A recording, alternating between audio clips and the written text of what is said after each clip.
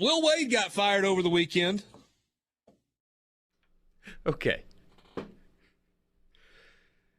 There's so much to unpack with that. Not surprising, though, right? I mean, when everybody can hear you discussing offers to players.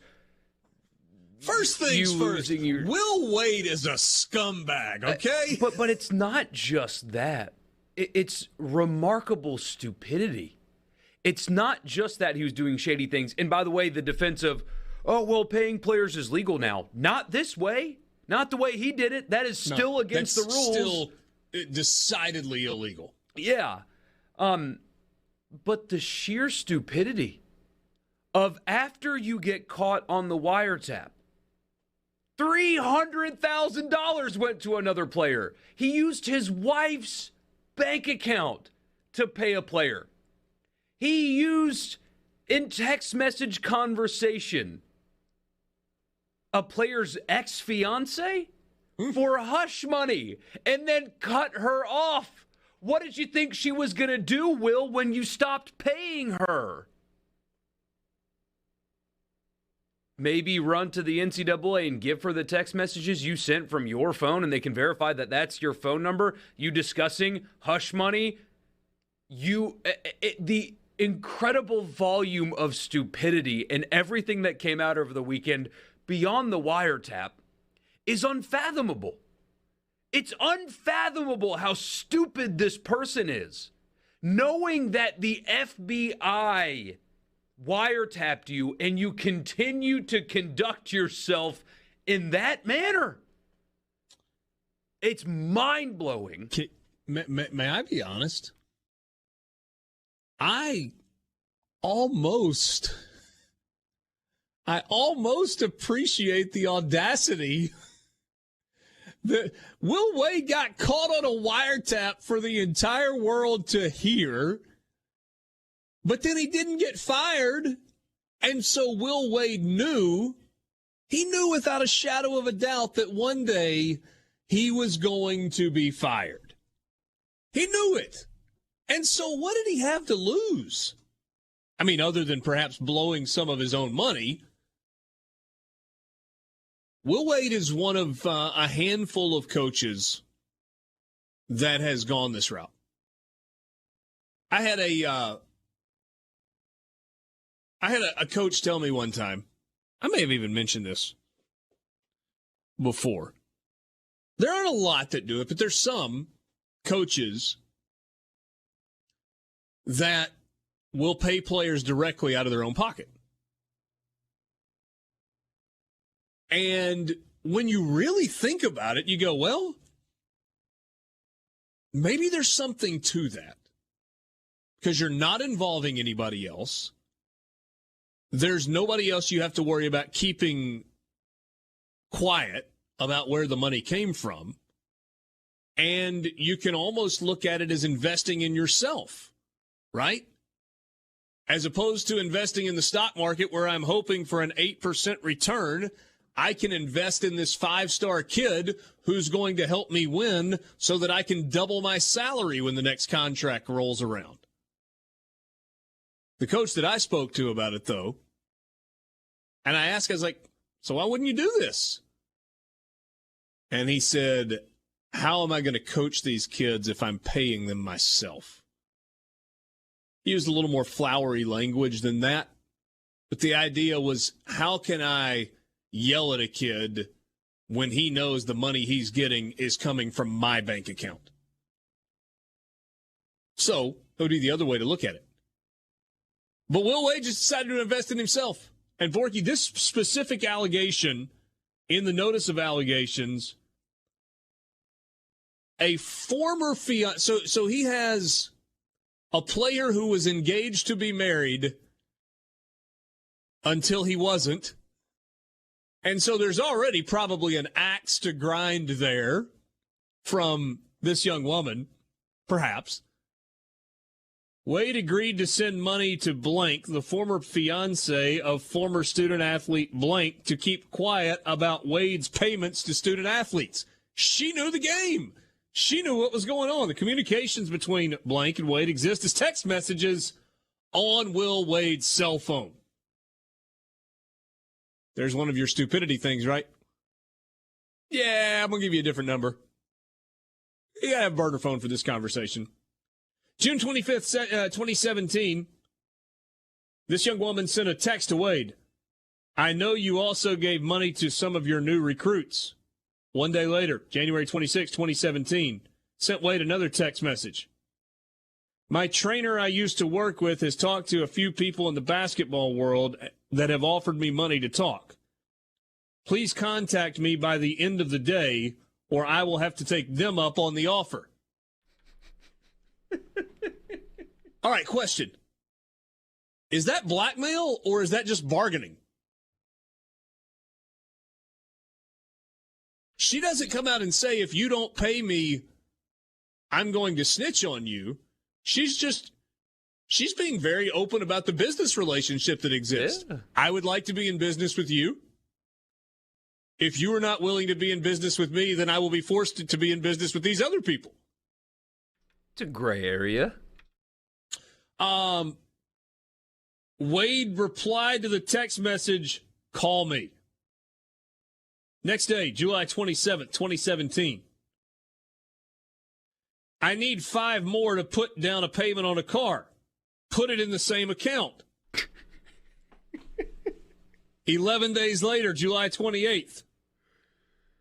Send 9 to this account. My mom's. You've done your part. Now I have to do mine and make sure this doesn't get out. 3 days later, July 31, another text. Wade, it's fill in the blank. Did you get my message? He replied, yes, I did. I thought we were done. She replied, I told you when I went back to the dealership, he told me I had to put more money down because of my credit. We will be done with everything after this. Wade replied the next day, I'm sorry you were having money issues. You said we were done after the last transfer I sent. So in my mind, we're done. Well, you were done. That's for sure. Mike in Grand Bay says that this is out and out blackmail. Well, the NCAA does not punish ex-fiancés of student athletes for blackmail. They punished the coach that was giving her hush money and texting her about it. I love some of the responses to the tweet of this. So she snitched after he took care of her, he took care of their family? What kind of dystopian future are we living in? Ain't no honor amongst thieves, man. Nope.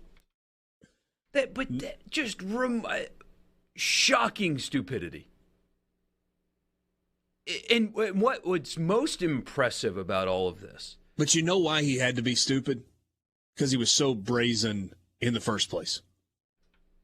I guess, but look at how that ended. I saw a column over the weekend that said LSU fans are shocked by the news. They didn't see this coming.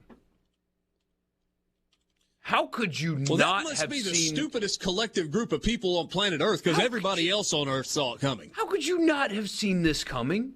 How could anybody have not seen this coming?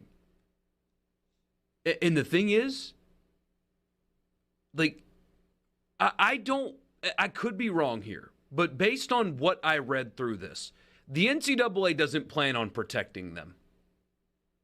The language they use. I was going to ask you. Like, okay, we've said, right, who knows, LSU, they'll probably skate. True or false, LSU's getting hammered.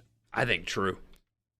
The language they used here, the specific details they have here, text messages, they found the money. I mean, football's looped into this. $180,000 funneled through a hospital charity. They have all that because that played out in a real court. Yeah. Documented, public. Like they have the money, they have the text messages, they have the wiretap, they have it all, man. They have it all. In the language they used, it's not just lack of institutional control. I mean, they said that the school knew about it and enabled it for years. 8 years. Yeah. So that did not read like a group of people that are prepared to say, probation and good luck, guys. Here's your slap on the wrist. This reads like a group that knows that they need to show the rest of college sports that they have something left. Well, they're going to get in trouble for something that's legal now. No. They're going to get in trouble for something that is still incredibly against the rules. Name, image, and likeness has created an avenue for payers to be paid for their celebrity, right? For their marketability. It has not created an avenue to allow coaches to directly pay players' families, and players' handlers from his own joint bank account that he shares with his wife. Name, image, and likeness and the ability for athletes to make money has not created an avenue for coaches to be able to pay off ex-fiancés for hush money. Name, image, and likeness has not created an avenue to be able to launder money through a children's hospital to pay the father of a football recruit.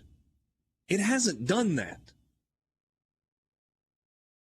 It has created the ability for five-star Michael Borky in Pick Your Sport to be able to capitalize on the fact that he's a really good athlete, that he's really good at Instagram, or he's really good at Twitter, that he's a really good teacher of the baseball swing, that he's really funny on YouTube or TikTok. It has given him the ability to monetize the things that are associated with his abilities, his name, his picture, and that's it. It hasn't just opened the doors to, well, you can pay players now. There was the story that came out, on Thursday or Friday of last week in The Athletic about this $8 million NIL deal that's being agreed to. And that's insane. We can all agree on that. But it sounds like the I's are dotted and the T's are crossed. And it's a marketing agreement that this kid is entering into, whoever it is, with a company that is then going to sell his rights for him. And it's obviously a company that thinks that they can sell all of his rights for more than the $8 million they're guaranteeing to him. Again, a little shady? Maybe. Above board? Yeah, based on the ways the rules are written right now. So, Borg, I think it's really important what you point out, because there are a lot of people who are like, oh, they're going to get in so much trouble for something that's legal now anyway. Not really. Not really. Nope. Now, could Will Wade, Bill Armstrong, and by the way, I've known Bill Armstrong for a really long time. I hate this for him. But Bill was very clearly and very egregiously violating the rules as well. And he's being punished for it. I hate that, because I like Bill. He got a big family, like 4 or 5 kids. Good people. But he got caught, though. And so has lost his job as well. I guess the point I was going to make was, in the environment that we're in right now, maybe they would structure these deals differently so they didn't put themselves in the crosshairs of the NCAA. Bottom line is they did. And it's a mess. It's a mess that LSU is going to have to clean up.